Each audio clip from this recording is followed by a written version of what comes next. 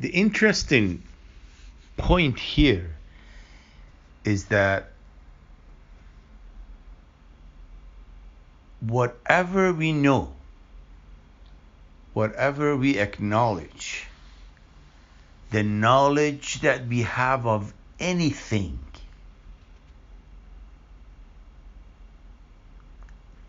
as long as it's originated from our intellect,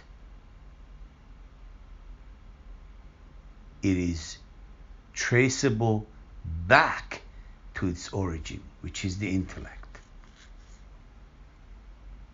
No matter what it is, as long as the knowledge of anything that I have that is acquired, that means it has been gained through the instrumentality of my intellect. Because it's coming and originated from the intellect, it is traceable back to its origin, to the intellect as well. That's extremely fine, very, very important fundamental point.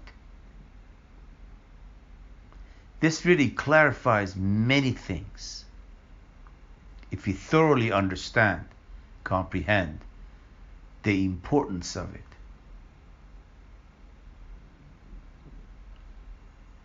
For the life of me, I cannot think of anything that I know, but I cannot trace it back to my intellect.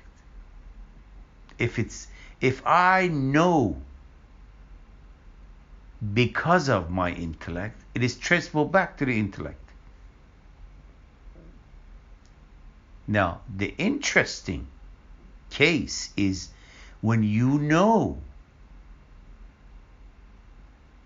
but simply cannot trace it back to intellect.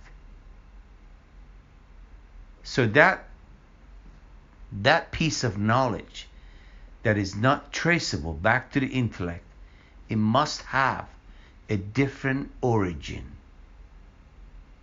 separate and apart from the intellect.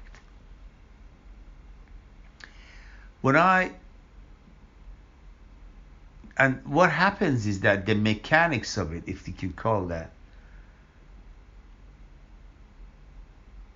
the knowledge that is not acquired through the instrumentality of my intellect, when I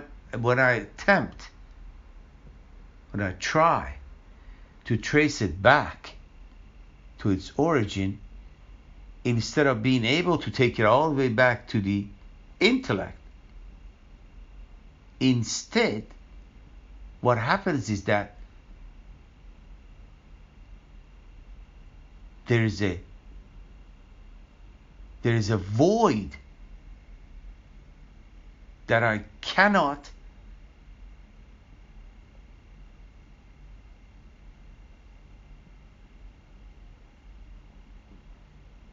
trace back anything. So instead of when I want to trace back a piece of knowledge that it is originated from my intellect, what happens is that every step that I take backward, it will connect to a next step which is going towards the origin.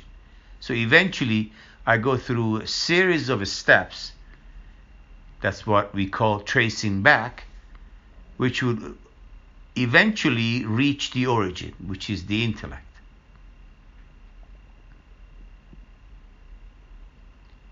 One way or another, in some fashion, it will get to the origin. However, the knowledge that I'm aware, something that I know, and when I say something, I have no other word to really replace it with, just a knowing that when I want to trace that back,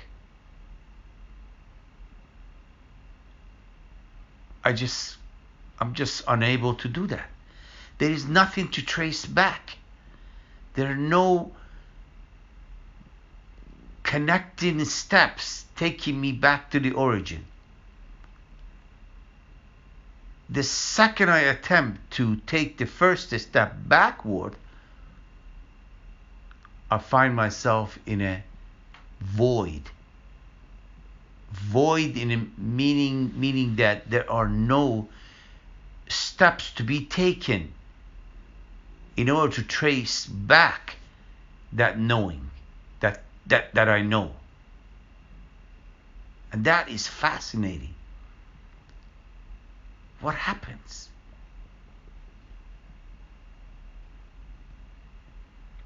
Now,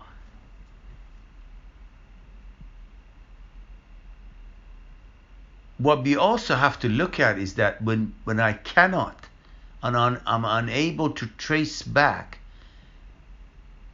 something that I know that is obviously not originated from my intellect, but where could the source, where could it be? Well, it's not the intellect. So it's separate and apart from the intellect, but I don't know what it is, because I'm still trying to use my intellect, that same instrument, to trace back something that it has nothing to do with it, and intellect is incapable of detecting it.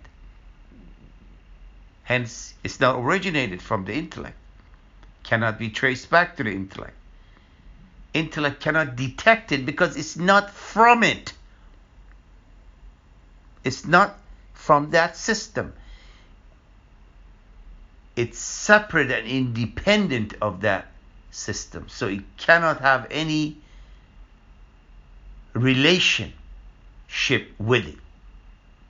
It's totally independent. That's the beauty of it. So that means we know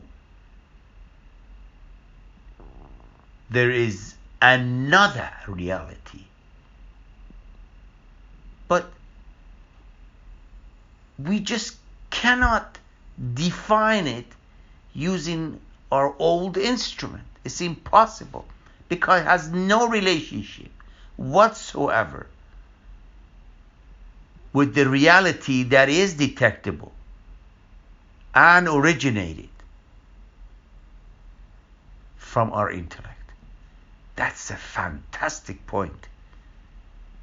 It's beautiful.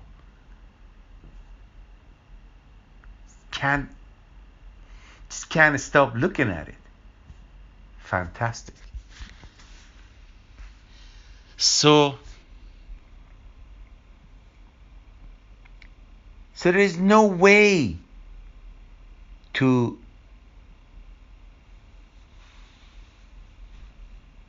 reject other realities beyond and besides what we call material. There's no way to reject that. And once we cannot reject the possibility of it, then we are accepting that at least it's possible. At least it's possible.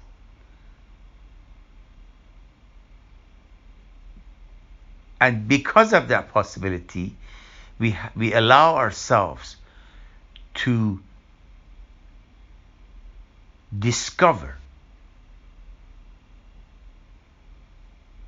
attempt to find out what instrument do we have in our disposal beyond, above, apart, independent of our old instrument, which is our intellect, that can make sense. And all of these words that I'm using, there's really nothing else to use instead. All of these are related to the material world which is a spatial and temporal.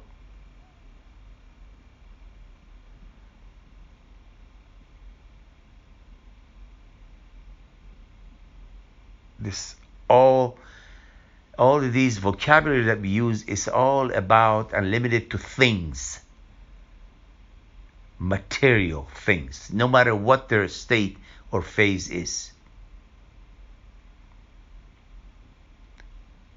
So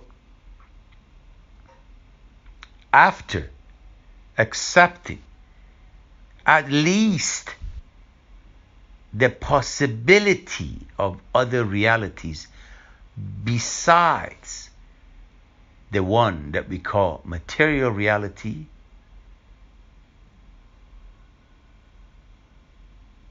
then we can accept and free ourselves so we can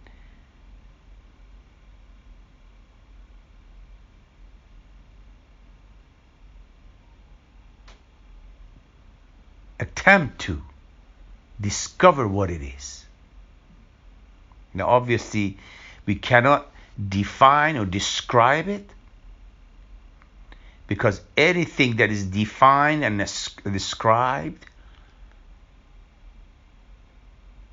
is originated from our intellect, and we know this other reality is not, cannot be, as a matter of fact, cannot be detected by the same old instrument, our intellect. So we have a serious dilemma here.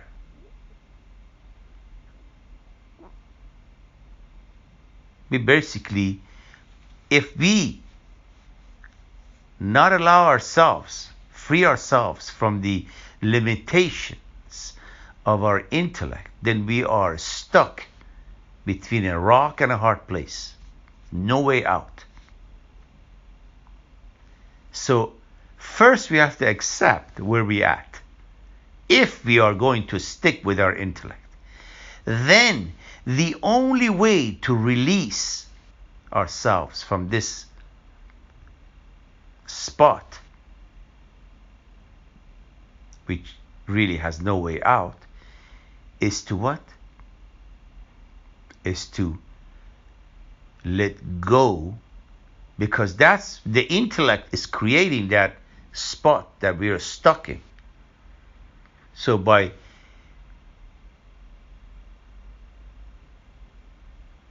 inactivating, let's say by inactivating our intellect, so we switch it off, if you will, from the active mode to passive. Then, we don't know, then that state is a new state. And that corner that we were stuck in no longer exists, because its origin has been dismantled. Fantastic. That's it. Its origin has been dismantled. So it cannot produce, it cannot give signs. One of them would be the corner, the spot that we were stuck in. Fantastic. That's it. This has to be expanded. This is a great thing. You just got to keep thinking backward and right into it. I mean, that's what happens. All right, let's stop this.